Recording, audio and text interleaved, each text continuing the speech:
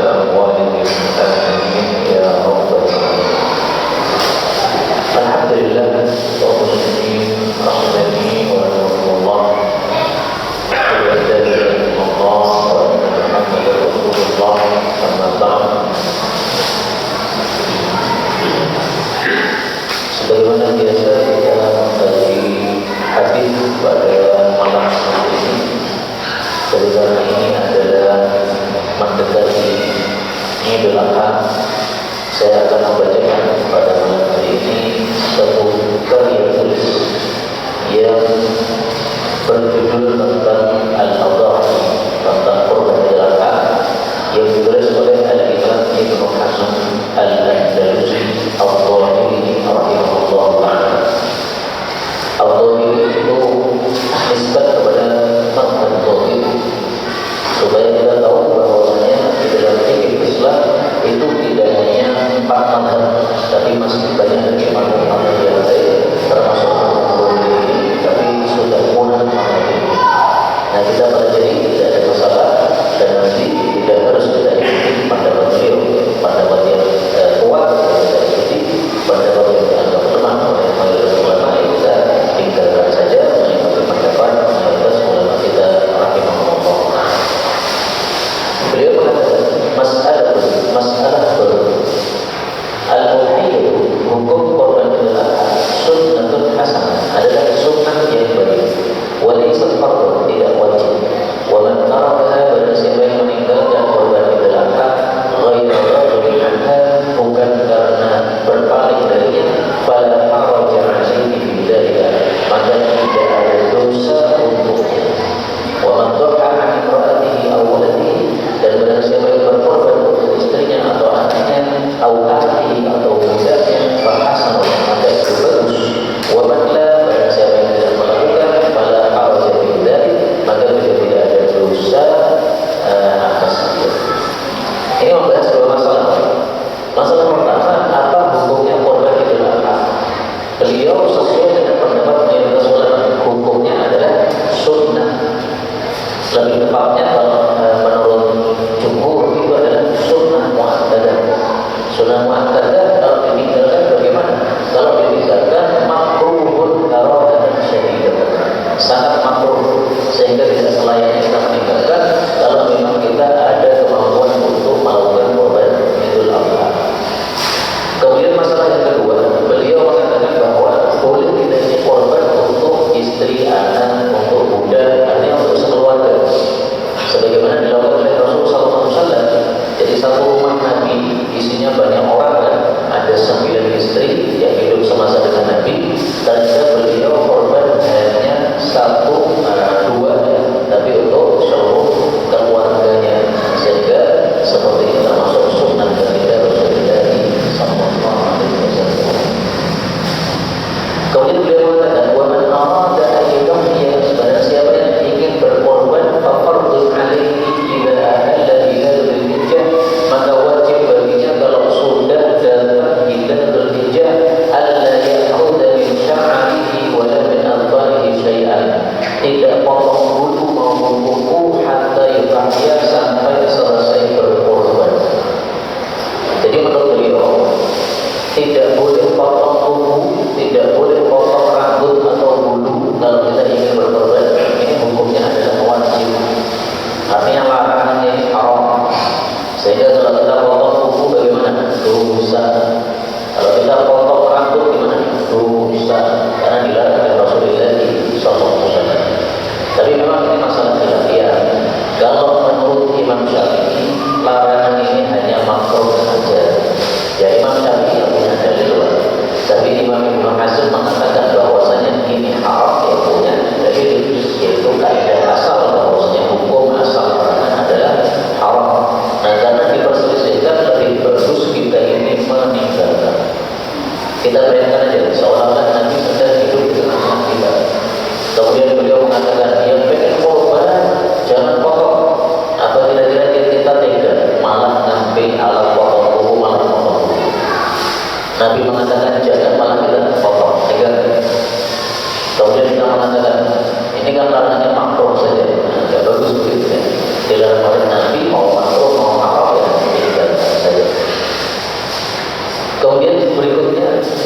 tidak saya baca semuanya, tapi saya hanya baca pokok-pokok pikiran beliau saja. Kemudian dia mengatakan masalah baru.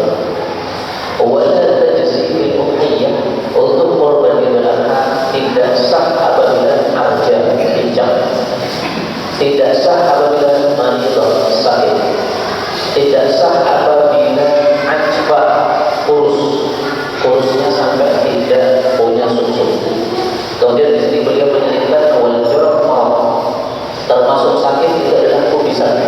Nah, maka kalau ada unta kubisan atau sapi kubisan tidak bisa berkorban, karena kubis termasuk apa?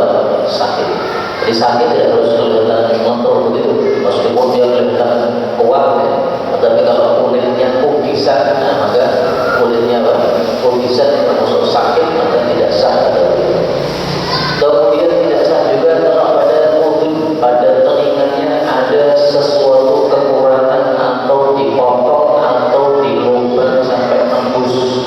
Nah, makanya kalau pakai pendapat beliau ini hewan-hewan yang sudah ditandai dengan dicuples pada telinganya karena sudah dikasih vaksin atau COVID dulu. Nah, ini menurut beliau tidak sah. Tapi ini saya jujur masalah khilafiyah. Sebagian ulama berpendapat kalau hanya di telinga saja masih sedikit itu dimaafkan. Tapi kalau beliau keras, ada cacat di telinga, no. Demikian juga kata beliau kalau pada ain, pada matanya ada cacat, itu sudah tidak sah. Demikian juga yang bentrok, yang terputus ekornya tidak sah. Maka kalau kita total pendapat beliau yang tidak sah itu adalah sementara yang disebutkan oleh Nabi SAW dalam hadis yang sangat populer cuma 4. Lalu kenapa beliau menambahkan sampai 6? Ya karena ada hadis yang lain, tapi memang hadis yang lain tadi tidak sebegitu jelas sebagaimana jelasnya 4 cacat yang sudah populer. Termasuk cacat pada mata, cacat pada telinga, ini ada hadisnya, tapi tidak sejelas hadis yang menyebutkan 4 yang tidak sah yang sudah populer. Dan masalah berikut, beliau mengatakan wala tajzi, dan tidak sah fil adhahi dalam korban jaza'atun wala jazamun, hewan jaza'at betina maupun jantan aslan sama sekali, la min ad-dhani wala min ghairi ad-dhani, baik itu dari domba maupun selain domba, semuanya tidak sah. Ini menyelisih jumhur ya Pak. Kalau jumhur berpendapat jaza'ah kalau dari domba sah. Kalau dia mengatakan apa? Tidak sah. Nah, jaza'ah itu apa sih? Jaza'ah itu adalah hewan yang belum powel, disebut jaza'ah. Semestinya korban kan harus sudah powel kan? Powel itu 2 gigi depannya sudah tanggal, ganti gigi baru, itu powel. Nah ini belum powel, masih jaza'ah. Itu kalau dari domba maka itu masih sah. Untuk kambing Jawa tidak sah, untuk sapi tidak sah, untuk unta tidak sah, tapi untuk domba sah. Ini pendapat mayoritas ulama dan itu dalilnya kuat. Sabda Nabi Sallallahu Alaihi Wasallam, beliau mengatakan innal jaza'ata min ad-dhani, sesungguhnya jaza'ah itu kalau domba maka itu sah sebagaimana sahnya tadi. Di sini tidak ada dhani, saya tampilkan yang ada dhani. Karena di sini dilintas naik. Innal jaza'ah dhani, sesungguhnya jaza'ah yang domba itu sudah sempurna sebagaimana sempurnanya hewan dhani, yaitu hewan powel dari kambing Jawa. Nah maka kalau kambing Jawa harus powel, kalau domba, gembel dan sebagainya tidak harus powel, cukup jaza'ah. Ini hadis riwayat Abu Dawud dari sahih.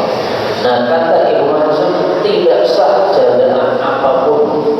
Kok bisa beliau mengatakan tidak sah? Bisa jadi karena hadisnya beliau anggap dhaif. Jadi salah satu penyebab perselisihan pendapat ulama itu gara-gara berbeda pendapat mengenai dalil. Ini ada dalil, betul ada derajatnya apa? Yang mengatakan sahih berarti dipakai, yang mengatakan dhaif berarti tidak dipakai. Dan ini contohnya banyak. Misalnya berdoa kemudian mengusap wajah, ini kan diperselisihkan. Ada yang mengatakan sunnah, ada yang mengatakan tidak. Yang mengatakan sunnah kenapa? Menganggap hadisnya sahih. Yang mengatakan tidak kenapa? Karena dianggap hadisnya dhaif semua. Contoh lagi, qunut subuh, mazhab Syafi'i, mazhab Maliki mengatakan sunnah karena menganggap hadisnya sahih. Mazhab Hambali, mazhab Hanafi mengatakan bid'ah kenapa? Menganggap hadisnya dhaif. Nah, ini mirip seperti ini, sehingga wajar kalau Ibnu Hazm mengatakan dhaif ajaran dari domba juga tidak sah. Tapi uniknya di sini beliau mengatakan wa yujzi'u, tetapi sah ma'awal jadah, untuk usia di atas jadah, wa dunal jadah, juga usia di bawah jadah. Ada. Jadi memang menurut mereka pertanyaan ini, usia jadah tidak sah, di atasnya sah, di bawahnya sah. Itu. Ini berarti kalau dipahami secara zahir kalimat beliau, jadi 1 bulan pun dari bawah 5 bulan itu sudah sah. Ini kalau pakai Ibnu Hazm pakai korban atau sewu itu, karena dari bulannya sah. Tapi saya sarankan ini jangan dipakai. Jadi kita baca ini bukan untuk ikuti, bukan ya, tapi supaya kita lebih ngerti, oh ada pendapat yang lain. Sehingga kalau ada orang lain yang melakukan, nah kita harus nonton saja. Oh mungkin kayak melu gitu, gitu. Karena katanya ada kelompok di Indonesia ini, ya, saya tidak usah sebut kelompoknya. Katanya itu nggak peduli masalah usia, yang penting ditimbang, timbangnya cocok, nah, langsung dikorbankan. Nah mungkin saja mereka baca kitab ini mungkin, tapi saya tidak menyarankan. Kenapa? Karena normalnya kalau usia tertentu tidak sah, berarti di bawahnya lebih tidak sah. Nah, kalau Ibnu Hazm sesuai zahirnya lafal hadis.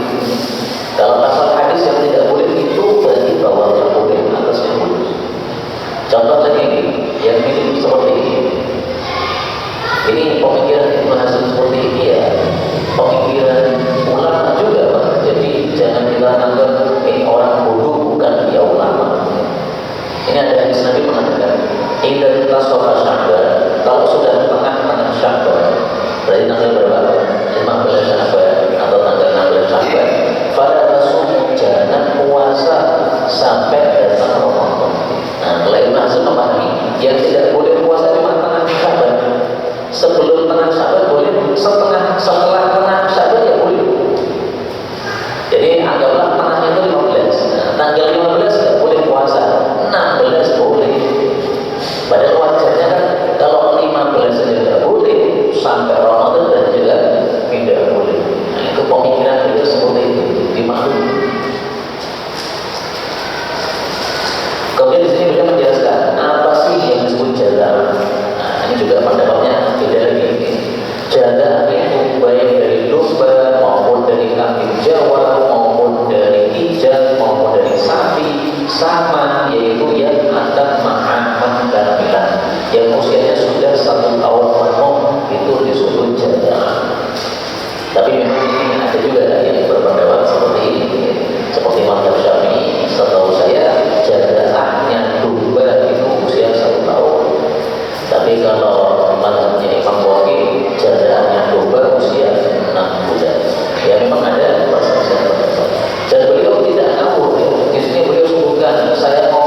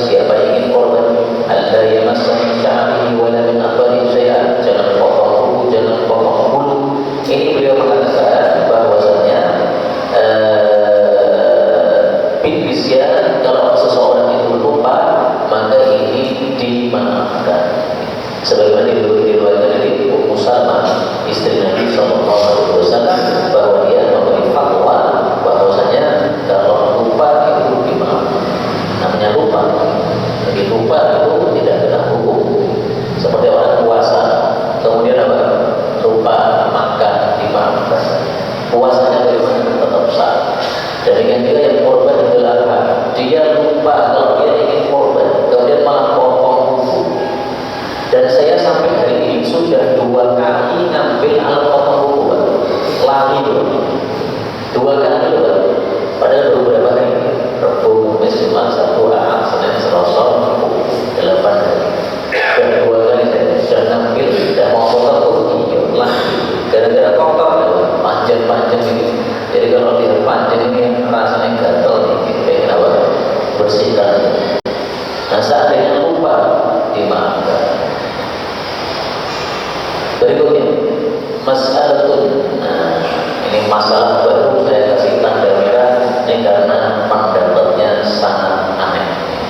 Beliau mengatakan, wal muhiyyatu qur'anul ahad jaizatun boleh bi kulli hayawanin, dengan semua jenis hewan. Yang penting yukan lahmu, yang boleh dimakan dagingnya. Kaki 4 boleh, burung boleh, kuda boleh, unta, sapi liar itu saya nggak paham apa. Mungkin maksudnya banteng, oleh, anjing, ayam oleh, dan seluruh burung-burung dan hewan-hewan yang halal itu bisa untuk korban Idul Adha. Ini kalau panjenengan ikut mendewa ini semua bisa korban, Pak. Manokuyo, nah, ayam yang masih kecil anak-anak itu semua pokoknya halal bisa, kata beliau ini. Dan beliau ngomong begini bukan ngawur, ini ulama ini nanti di bawah menyebutkan dalil-dalil. Cuma memang tidak semuanya saya baca. Saya hanya membacakan pokok-pokok pikiran beliau. Nah, kalau mau dalilnya dibaca bawahnya. Tapi meskipun demikian kata beliau, yang paling afdol tidak burung, bukan ya. Paling afdol itu yang toba, yang lezat dagingnya kayak kambing. Kemudian kalkuro, dagingnya banyak kayak sapi, wal-wala dan mantul. Jadi yang paling utama kata beliau apabila memenuhi 3 sifat: lezat, buahnya mahal. Jadi gimana? Ya sah, tapi kan kurang lezat, kurang banyak, dan sangat tidak mahal. Ya sahnya sah, kata beliau. Ada pun salah satu dalilnya ini kata Bilal sahabat Nabi, Pak. Saya tidak peduli seandainya saya berkorban dengan ayam, tidak ada masalah. Nah, dalil satu ya, perkataan Bilal. Kemudian dalil 2, Ibnu Abbas pernah membeli daging dengan harga 2 dirham. Kemudian Ibnu Abbas mengatakan, inilah korban saya tahun ini. Jadi tidak menyembelih apa-apa, tapi membeli daging dari pasar. Setelah itu kan juga daging sembelihan orang, kan juga sembelihan, berarti sah. Tapi semua ini kita jawab, ini hanya pendapat dari sahabat Nabi Sallallahu Alaihi Wasallam. Kita lebih suka pakainya yang langsung dari sabda Nabi Sallallahu Alaihi Wasallam, dari perbuatan Nabi ini. Jadi perbuatan Nabi tidak pernah korban ayam, tidak pernah. Nah, karena Nabi tidak pernah korban ayam, sementara ayatnya menyebutkan an'am itu ternak, itu maksudnya 3 hewan saja, yaitu unta, sapi, dan kambing. Ya sudah, kita ikuti apa yang boleh dilakukan kaum muslimin.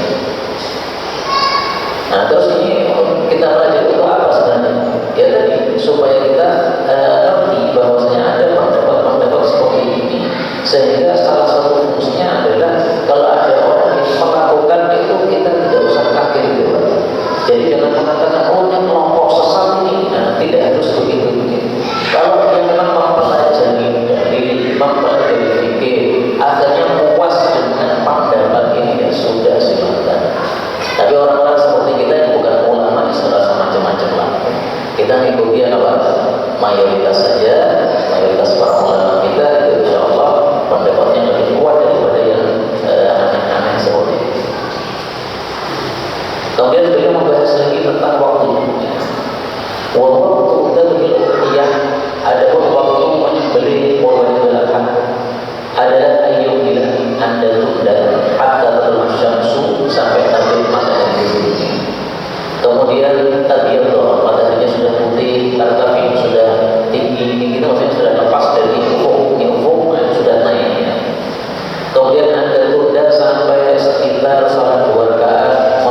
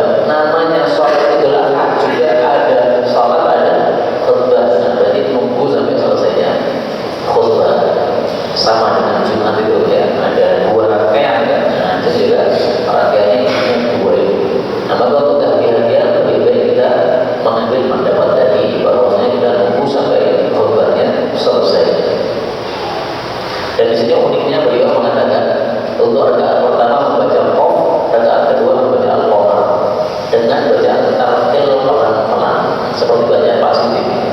Nah ini kalau dipraktekkan mesti tidak bersuara. Orang rampung-rampung. Qaf itu sekitar 3 halaman dibaca dengan pelan-pelan sekapon ini.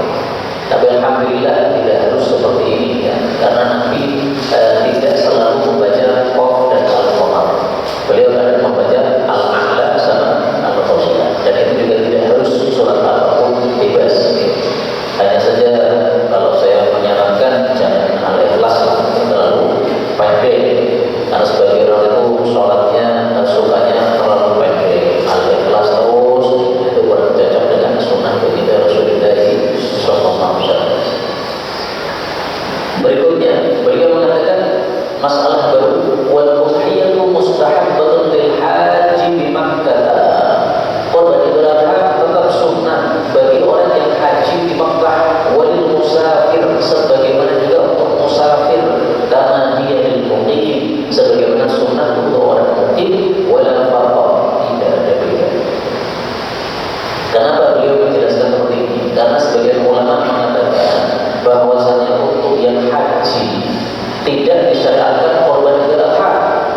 Kenapa? Dia sudah korban hadyu. Nah, maka dijawab oleh beliau, dalilnya korban Idul Adha ini umum, tidak membedakan orang haji maupun yang lain. Orang haji sudah korban hadyu, tapi tetap disyariatkan korban Idul Adha. Tapi sunnah tadi.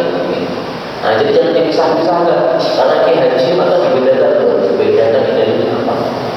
Apakah Nabi pernah membedakan? Korban Idul Adha khusus berbeda haji, enggak pernah Nabi membedakan begitu. Makanya pada nanti saya cocok, meskipun ini khilafiyah, saya lebih cocok pendapat beliau bahwasanya ini tidak dibedakan antara musafir dan mukim. Musafir atau korban, Nabi saja pernah safar kemudian korban Idul Adha. Kemudian orang haji bagaimana? Sama korban. Kemudian ada yang tanya saya, mungkin orangnya yang tanya ini sedang haji, dia bertanya, Ustaz, ini orang haji apakah juga korban Idul Adha? Apakah juga sholat Idul Adha? Saya jawab, ya. Nah, maka kemudian ada yang jawab saya, loh, orang haji kan waktu sholat itu kan lempar jumroh. Nah, saya belum haji Pak, makanya saya tidak ngerti kondisi. Nah, maka saya tanya, loh, apakah prakteknya memang orang-orang haji tidak sholat Id? Maka beliau jawab, iya, prakteknya tidak. Karena setelah selesai lempar jumroh waktu duha, kalau balik ke Masjidil Haram, itu sudah selesai sholat Id. Nah, maka saya jawab, kalau begitu sholat Id sendiri-sendiri nggak apa-apa. Karena memang sholat Id itu tidak gugur bagi orang yang ibadah haji. Artinya tetap sunnah gitu. Tapi kalau tidak sholat gimana? Ya nggak apa-apa. Karena dia sibuk melempar jumroh. Mungkin tempatnya juga nggak bisa untuk mengadakan sholat Id rame-rame, ya akhirnya mereka hanya lempar jumroh saja. Nah, kondisinya bagaimana kita nggak pernah mengetahuinya karena tidak tahu tentang kondisi kita. Tapi tetap secara hukum fikih syariat sholat Id tidak gugur dengan sebab haji. Syariat menyembelih korban tidak gugur dengan sebab haji, atau di syariat. Rasulullah sendiri juga melakukan bahwasanya Nabi dhaha bil baqar, korban sapi an-nisa'i untuk istri-istrinya di Makkah. Artinya beliau waktu itu sedang haji. Nabi hajinya tahun 10 Hijriah. Waktu haji beliau menyembelih binatang haji berupa 100 ekor unta. Nah, setelah 100 ekor unta selesai disembelih, tiba-tiba ada daging sapi dikirim ke rumah istri-istri Nabi SAW. Mereka tanya, loh, daging apa ini? Kok ada daging sapi? Karena bila ini korban, dirinya kan korban unta. Nah, maka dijelaskan ini adalah korban Idul Adha Nabi SAW. Jadi beliau korbannya double waktu itu di Mekah. Korban haji 100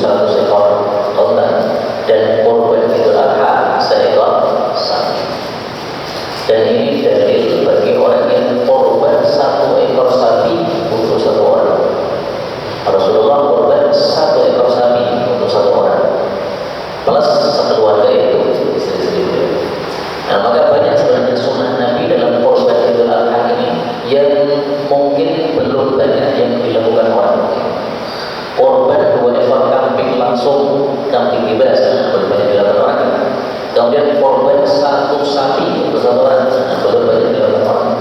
Demikian juga olahan kambing kemudian dibagi-bagikan kepada orang-orang yang belum bisa korban supaya pada bisa korban. Ini juga belum banyak yang melakukan.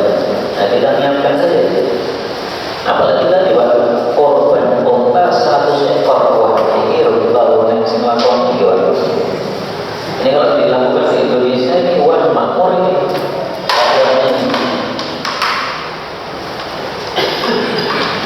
Jadi para pejabat-pejabat mudah-mudahan mendengar kajian ini sehingga mereka melakukan 100 ekor sapi langsung sehingga pembagian ke masyarakat bisa semakin banyak.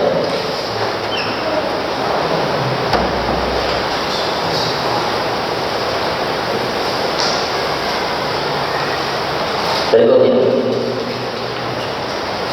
beliau mengatakan wala yalzamu man nawa, tidaklah wajib bagi orang yang berniat ayyudhiya bi hayawanin untuk berkorban dengan satu ekor hewan, ayyudhiya bihi wala budda, tidak harus dia melanjutkan niatnya tadi, balau ayyudhiya bihi insya, bahkan dia boleh melanjutkan niatnya, boleh juga membatalkan, illa ayyamur, kecuali kalau nazar maka baru wajib dilanjutkan.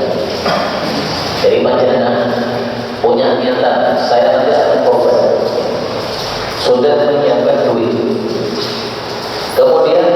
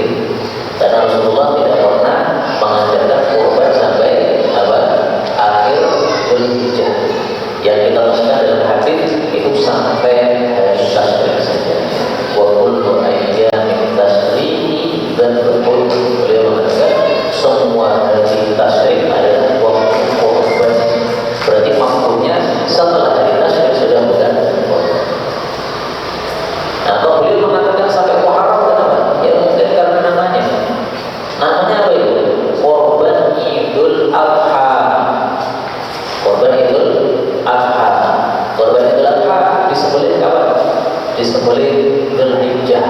Nah berarti selama masih Dzulhijjah masih boleh. Jadi masya Allah nikmat dapat yang sangat-sangat luas dan agak aneh sehingga tidak banyak yang mengetahuinya dan tidak bagus kita untuk mengikuti yang aneh-aneh begitu. Hanya sekedar tahu saja ya, untuk menambah wawasan dari masalah. Kemudian beliau mengatakan bahwasanya sunnahnya orang yang korban baik laki-laki atau perempuan sama saja itu adalah yang bahagia dia sembelih sendiri dengan tangannya. Jadi ibu-ibu paling bagus sunnahnya kalau panjenengan korban panjenengan beli sendiri dulu. Wah wani pak, dia jadi supaya wani. Orang tega tutup lewatnya biar tega. Sembelih. Sunnahnya langsung dengan tangan.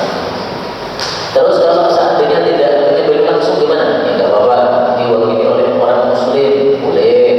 Diwakili oleh orang kafir boleh. Tapi kafirnya harus kafir kitabi. Kitabi adalah Yahudi atau Nasrani. Jadi menurut beliau boleh diwakilkan oleh orang muslim atau orang kafir.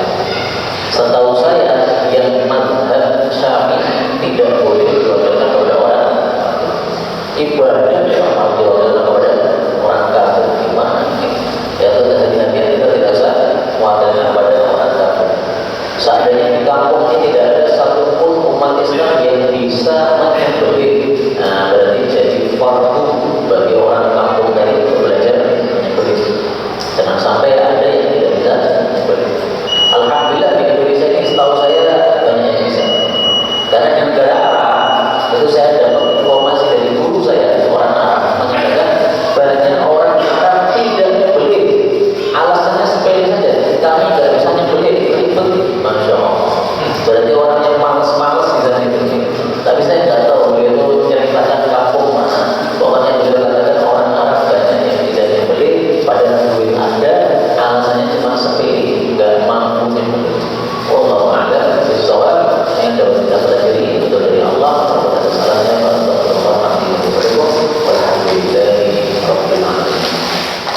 Dan dukungan tulus dari Anda. Bersama kita sebarkan kebaikan seluas-luasnya. Yuk jadi bagian dari tim kebaikan kami dengan mendukung operasional dakwah. Jazakumullahu khairan kasiron.